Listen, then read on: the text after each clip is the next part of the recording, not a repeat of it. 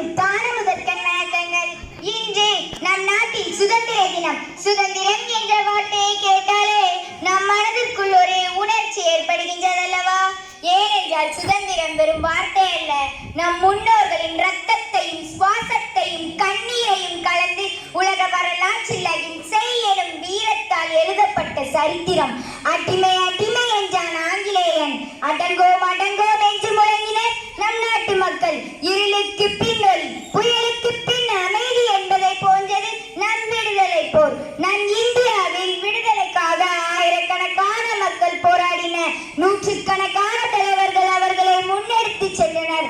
ஆயினும் கூட தேசிய அளவில் வட இந்திய போராளிகளுக்கு கிடைத்த பெயரும் புகழும் நம் தென்னிந்திய போராளிகளுக்கு கிடைக்கவில்லை என்பதுதான் உண்மை.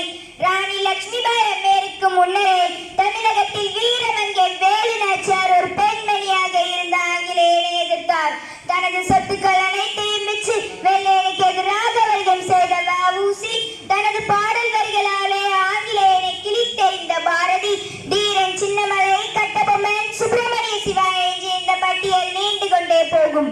இவர்களை பற்றி நிச்சயம் இன்றைய இளைய சமுதாயம் நிறைய தெரிந்து கொள்ள வேண்டும்.